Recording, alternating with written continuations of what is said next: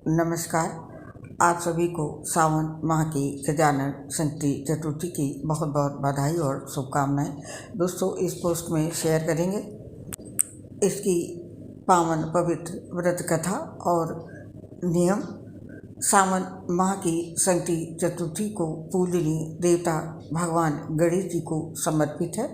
गणेश जी का पूजन करने से व्यक्ति के जीवन में आ रही सभी बाधाएं दूर होती हैं। मान्यता है इस दिन विधि विधान से भगवान गणेश की पूजा अर्चना करने से भगवान गणेश सबके दुख हर लेते हैं। पूजा करने के साथ साथ इस दिन व्रत कथा जरूर पढ़नी या सुननी चाहिए। तो आइए सुनते हैं ये पवित्र पावन गणेश जी की कथा, जिसमें भगवान गणेश ने बहन की भक्ति और प्यार को देख करके भाई के प्राण लौटा दिए थे। तो आइए सुने ये पवित्र कथा। एक कथा के अनुसार एक गांव में एक भाई बहन रहते थे। इसमें बहन का ये नियम था कि वो जब तक अपने भाई का चेहरा नहीं देख लेती थी, वो बिना भाई का चेहरा देख के खाना नहीं खाती थी। रोज़ाना वो अपने घर में सुबह उठती थी और जल्दी जल्दी से अपने घर का सारा काम निपटाती थी और सारा काम करने के बाद वो अपने भाई का चेहरा देखने के लिए अपने भाई के घर जाती थी। एक दिन जब वो अपने भाई के घर जा रही होती है तो रास्ते में उसे एक पीपल का पेड़ दिखता है और उस पीपल के पेड़ के नीचे भगवान गणेश जी की मूर्ति रखी दिखती है।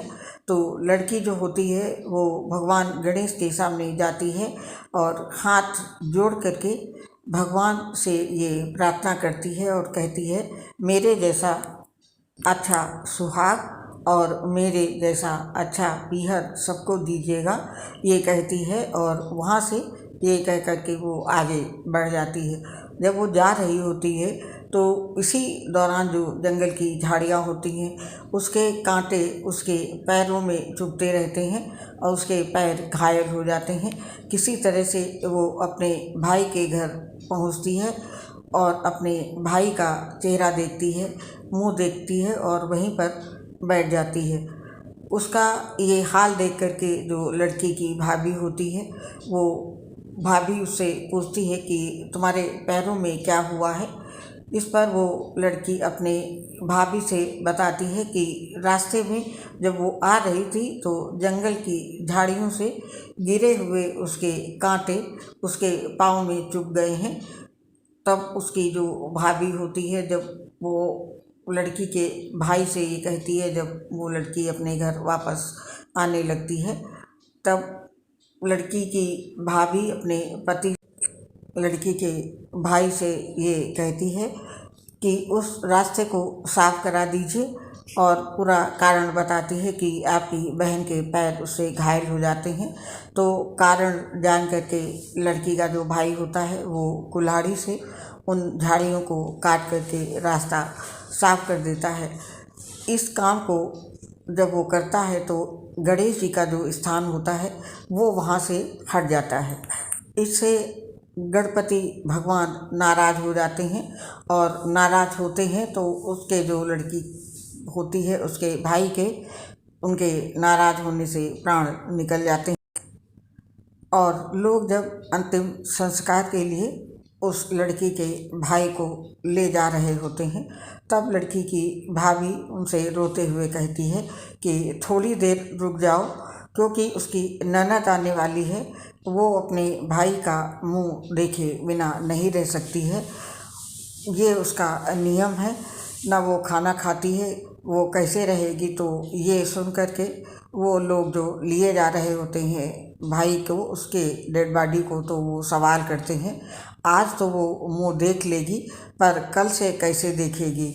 और इधर दूसरी तरफ रोज़ाना की तरह बहन जो होती है वो अपने भाई का मुंह देखने के लिए जंगल से निकलती है।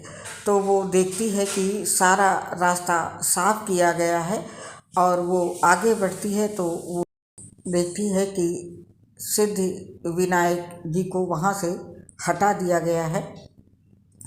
इस पर उसने अपने भाई के पास जाने से पहले वो गणेश जी को एक अच्छे स्थान पर रखकर उन्हें फिर से स्थान देती है और हाथ जोड़कर बोलती है कि भगवान मेरे जैसा सुहाग और मेरे जैसा अच्छा पीहर सबको देना। और ये बोलकर वो आगे निकल गई।